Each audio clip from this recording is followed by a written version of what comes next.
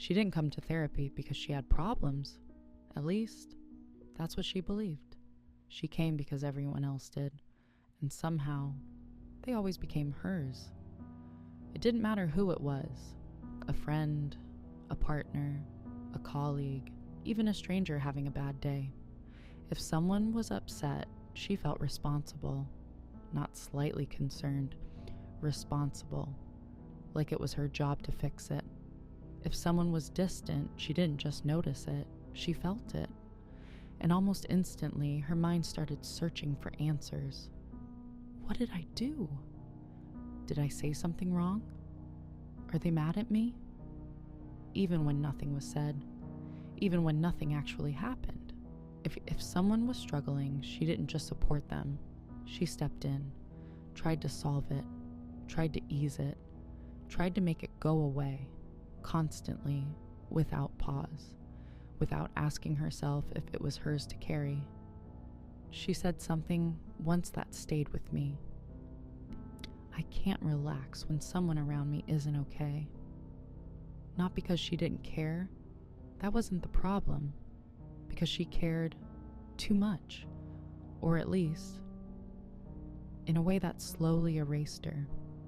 Because every emotion in the room felt like something she had to manage. Every tension felt like something she had to resolve. And every silence felt like something she had to fill. She didn't just exist around people, she monitored them, adjusted to them, absorbed them. And over time, she stopped noticing where they ended and where she began. Pitch Up Part 1. When other people's emotions become yours, Leia was 34. On the outside, she was the kind of person everyone appreciates. Empathetic, attentive, warm, the one people go to when things feel heavy, the one who listens without interrupting, the one who somehow always knows what to say. People trusted her quickly, opened up to her easily, sometimes within minutes of meeting her. It was like they could feel that she would understand, and she did. That was the thing, she didn't fake it. She genuinely felt connected to what others were experiencing. If someone was sad, she felt it in her chest. If someone was anxious, her body tightened too. If someone was overwhelmed, her thoughts started racing alongside theirs. It was automatic, natural, effortless at first. And for a long time, this felt like a strength. Being the strong one, being the supportive one, being the person others could rely on. But slowly, something started to shift, not suddenly, not dramatically, just gradually. She began to feel tired, but not the kind of tired sleep fixes, a deeper kind, the kind that builds quietly over time. She couldn't fully explain it, because technically, her life was fine. Nothing major was wrong, no crisis, no big problem, and yet she felt drained, heavy, like she was carrying something invisible that never quite went away. And when we explored that feeling, it became clear. She wasn't exhausted from her own life. She was exhausted from carrying everyone else's. Every conversation stayed with her. Every problem someone shared lingered in her mind long after it ended. She would replay things, think about what she could have said better. Why, wonder if she had done enough. Ask herself if she missed something. Even small interactions took up space in her head. A simple, "I'm fine," that didn't sound quite right, could stay with her for hours, sometimes days. Her attention wasn't just present in the moment. It followed people even when they weren't there. And the hardest part, she didn't know how to turn it off. Because to her, this was just who she was. Someone who cares, someone who shows up, someone who doesn't ignore others. But what she didn't realize yet was that there's a difference between caring about someone and carrying them, and somewhere along the way, that line had disappeared completely. She wasn't just witnessing emotions anymore. She was taking them in, processing them, trying to change them, as if they belonged to her. And the more she did that, the less space she had left for herself. Her own feelings became quieter, less urgent, less important, because there was always something else to focus on, someone else to check on, someone else to help. And without noticing, she had built a life where her emotional energy was always going outward, rarely inward, and that imbalance slowly started to cost her, not in obvious ways, but in subtle ones. She struggled to relax, struggled to disconnect, struggled to simply exist without scanning the room for emotional signals, even in calm moments. Her body wasn't fully at rest, because part of her was always on, always ready, always alert, always asking, "Is everyone okay?" And if the answer was no, even slightly no, something inside her activated, not a thought, a reflex, an internal pull toward fixing, or toward helping, toward stepping in. And the more she followed that reflex, the more automatic it became, until one day, it didn't feel like a choice anymore. It felt like a responsibility, an unspoken rule she lived by. If someone feels bad, I need to do something about it. And that belief quietly shaped everything. Part 2, the invisible shift from empathy to responsibility. Empathy on its own is not the problem. In fact, it's something deeply human. It allows us to connect, to understand, to feel with someone without needing to fix them. It creates closeness, safety, trust. But what was happening for Leia was no longer just empathy. It had shifted into something else, something quieter, more subtle, but much heavier. She wasn't just noticing what others felt, she was absorbing it, taking it in as if it belonged to her. If someone was stressed, she didn't just recognize it. Her body reacted, her thoughts sped up, her sense of calm disappeared, as if she were the one under pressure. If someone was upset, she couldn't leave it behind.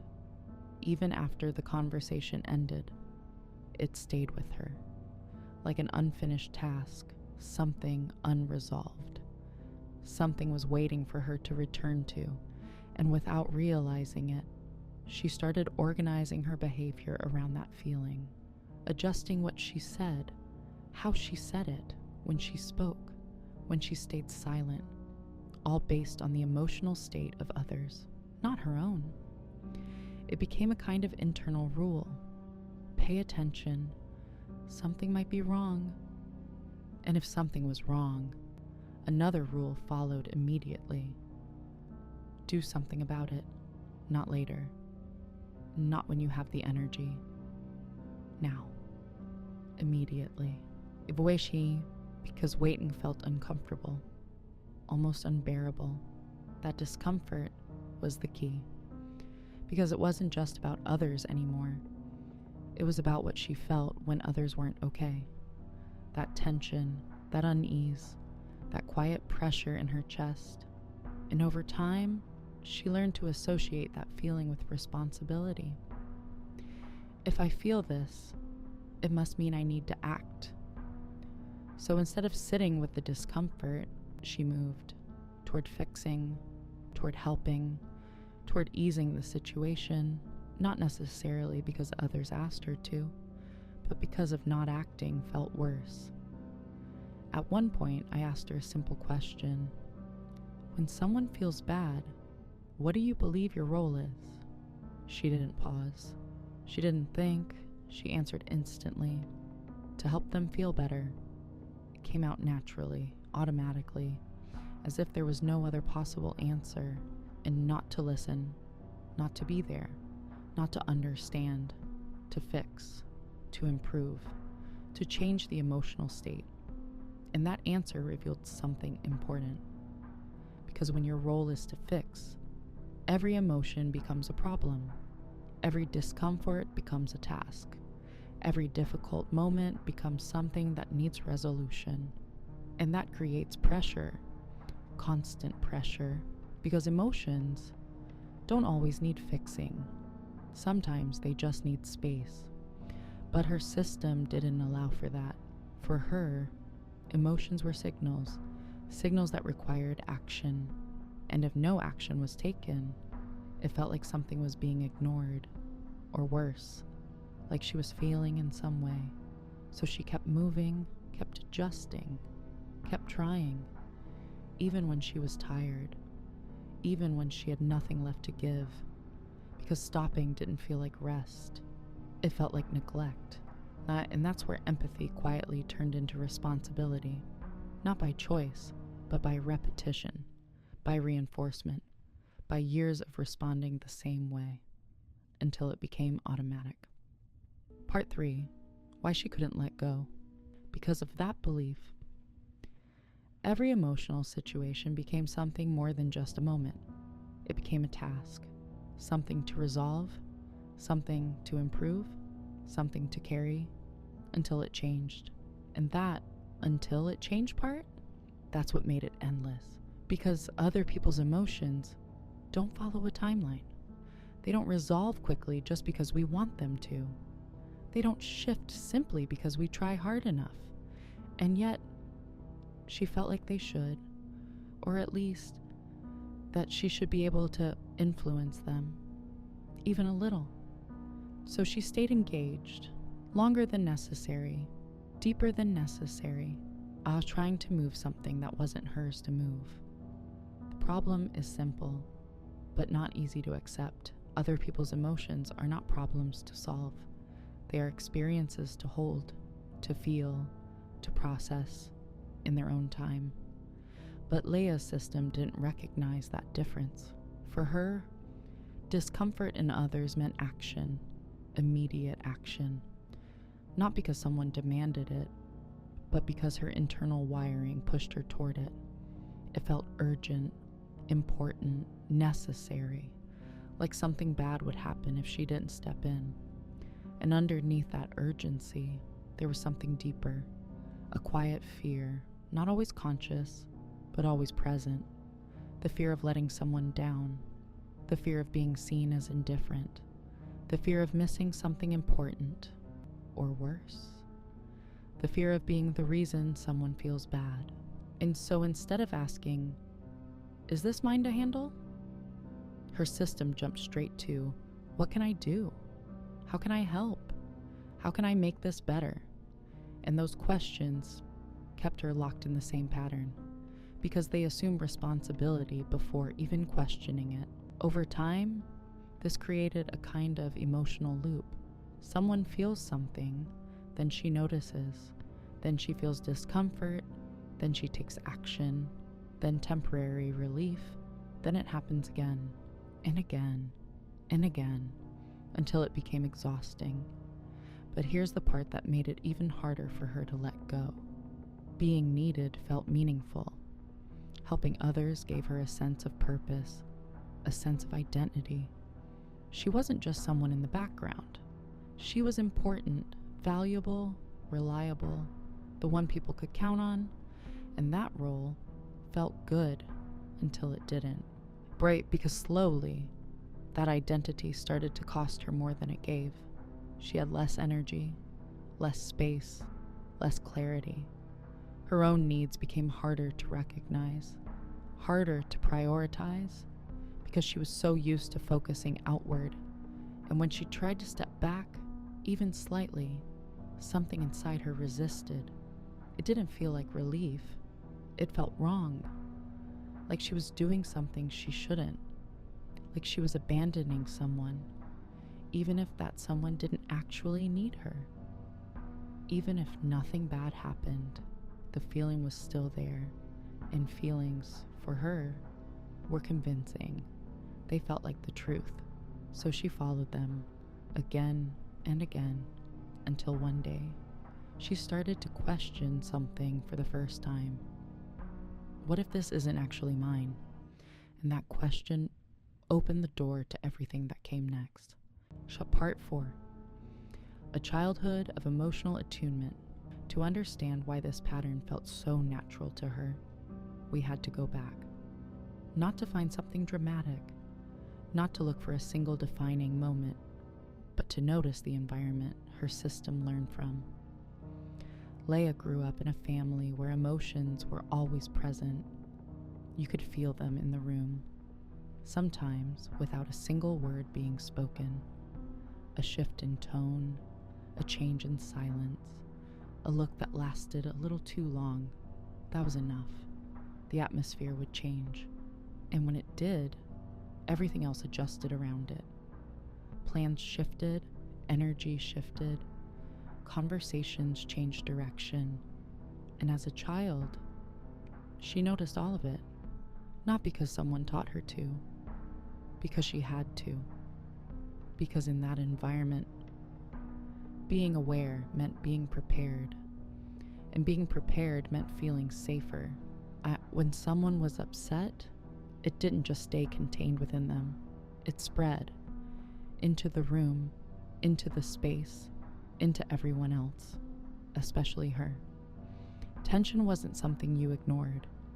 It was something you felt immediately, something your body reacted to before your mind even understood it.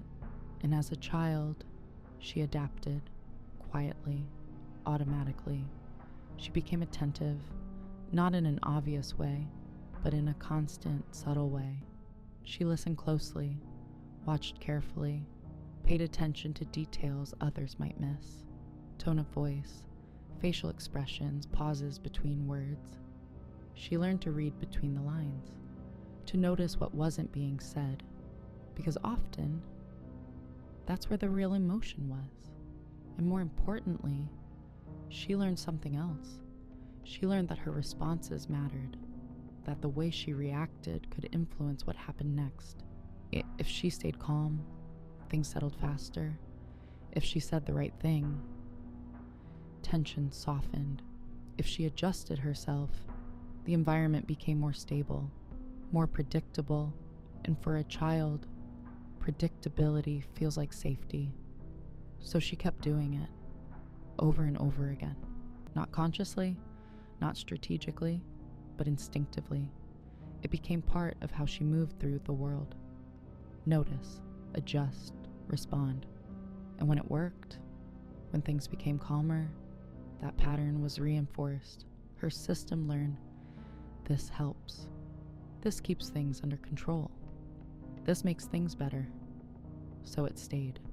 It became familiar, comfortable, even if it required effort, even if it meant putting herself second.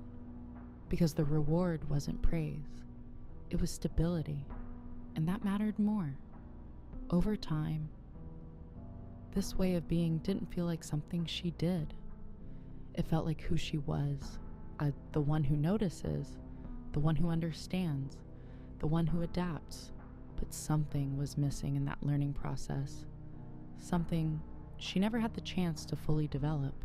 A clear sense of separation between her emotions and everyone else's. Because when you grow up in an environment where emotions are shared, blended, and constantly shifting, you don't learn clear boundaries. You learn connection, sensitivity, responsiveness, but not separation. Not distance, not the ability to say, this is yours and this is mine. So instead, everything feels connected, intertwined, as if emotional space is shared space. And if something feels off, it belongs to everyone in the room, including you. And that belief quietly followed her into adulthood. Part 5. Why her system couldn't differentiate as Leia grew older. Her environment changed, but her system didn't. That same sensitivity, that same awareness, that same instinct to adjust was still active, still automatic, still running in the background of every interaction. But now, there was no longer a family environment that required it in the same way. No constant emotional shifts that needed to be managed for safety. And yet, her brain kept responding as if there were, because patterns learned early don't disappear just because circumstances change. They stay until they're questioned, until they're updated, and hers had never been questioned. So her brain didn't distinguish between two very different things. I notice how you feel, and I'm responsible for how you feel. To her, they felt the same. They triggered the same response, the same internal movement toward action, toward involvement, toward engagement. So every emotional signal, no matter how small, activated her system. A slight change in tone, a delayed reply, a subtle shift in energy. Each one was enough to pull her attention outward, enough to make her adjust, enough to make her feel like something needed to be done. And again, this wasn't a conscious decision. She wasn't thinking, I should take responsibility. Her system was already there, already moving, already engaged. Before she had time to think, and because it happened so quickly, it felt natural, normal, like the only possible response. But over time, that constant engagement came with a cost, a quiet one, but a significant one. She started losing access to her own emotional space, not all at once, and not in a dramatic way, but gradually, subtly. Her attention was almost always directed outward, toward others, toward what they might be feeling, toward what might need her. And the more she focused outward, the less she checked inward. Her own emotions became secondary, less urgent, easier to ignore, because there was always something else that felt more important, more immediate, more demanding. So even when she felt tired, she kept going. Even when she felt overwhelmed, she stayed engaged. Even when she needed space, she gave it to others instead. And eventually, that imbalance became her baseline. She's normal, a state where she was constantly connected to others, but disconnected from herself. And the strange part? From the outside, nothing looked wrong. She was caring, present, supportive, everything people value. But internally, there was very little room left, very little space that was just hers. Because every time something entered that space, someone else's emotion, someone else's struggle, it took priority. And over time, she forgot what it felt like to simply exist in her own emotional world without interruption, without responsibility, without that constant pull toward fixing something outside of her. And that realization was the beginning of a shift, a small one at first, but an important one, because for the first time, she started to see that what felt natural was not necessarily neutral, that what felt automatic was not necessarily healthy, and that maybe, just maybe, there was another way to respond. Part 6. The moment she saw what wasn't hers, the shift didn't happen all at once. There wasn't a big breakthrough. I had no sudden realization that changed everything overnight. It started small, almost unnoticeable, during a simple exercise, the kind that sounds easy, but it feels completely different when you try it. The next time someone shared something difficult with her, instead of responding immediately, I asked her to pause, just for a moment, and silently ask herself one question. Is this mine to carry? At first, that question didn't create clarity. It created confusion. Because her instinctive answer was always the same. Yes, of course it is. If someone is struggling, if someone feels bad, if something is off, then it must be hers to handle. That's how it had always worked. So pausing felt unnatural, uncomfortable, almost wrong. Like she was delaying something important, like she was ignoring a responsibility, but she stayed with it. And again, in small moments, short conversations, everyday situations, and slowly, something started to shift. Not in what others were feeling, but in how she related to it. She began to notice a gap, a space between what she observed and what she automatically took on, a moment where she could choose, even if that moment was brief, even if it felt unfamiliar. She started to see that caring didn't have to mean carrying, that understanding someone didn't require absorbing everything they felt, that being present didn't mean taking control of the situation, and for the first time, she experienced something new. She could listen without preparing a solution. She could sit with someone's discomfort without trying to remove it. She could care deeply without losing herself in the process. It didn't make her distant. It didn't make her cold. If anything, it made her more grounded, more stable, because she wasn't being pulled in every direction anymore. She was still there, but she was also with herself, and that difference changed everything. Part 7, learning to care without losing yourself. From there, we didn't try to change everything at once. We kept it simple.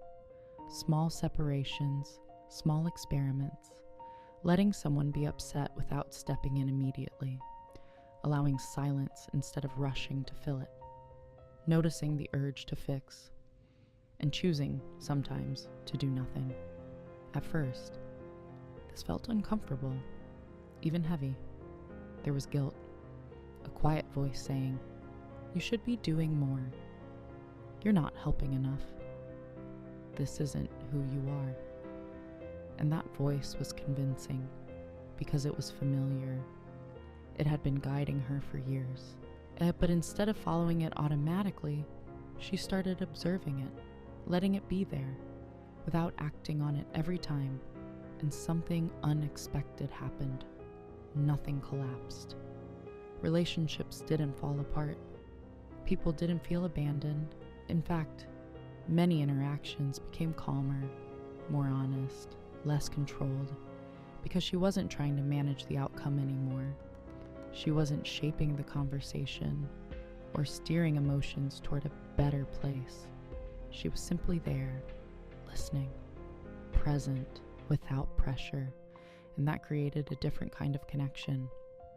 One that didn't rely on fixing, one that didn't depend on her carrying everything, but something else also began to change. Internally, she had more space, more quiet, more energy, moments where she wasn't thinking about someone else, moments where she could actually feel herself, free her own thoughts, her own emotions, her own needs. And at first, that felt unfamiliar too, because she wasn't used to being the focus of her own attention.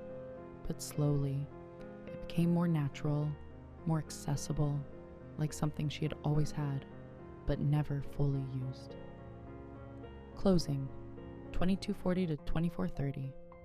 Months later, Leia said something simple, but important. "I still care, but I don't feel responsible for everything anymore."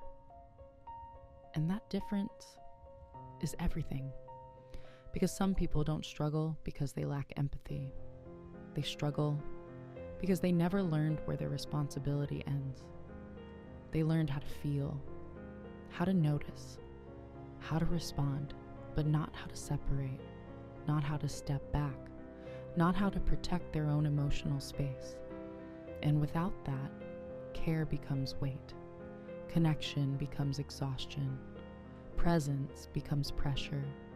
But healing, it is not about caring less. It's not about becoming distant or detached. It's about understanding something deeper, that you can be there for someone fully, honestly, without taking on what was never yours, without carrying what doesn't belong to you. Because your role is not to fix every emotion you encounter, not to resolve every discomfort, not to make everything okay. Sometimes, your role is simply to witness, to listen, to stay, without losing yourself in the process, and protecting your own emotional space is not selfish. It's not distance. It's not rejection. It's a balance. And maybe, for the first time, that balance allows you to care without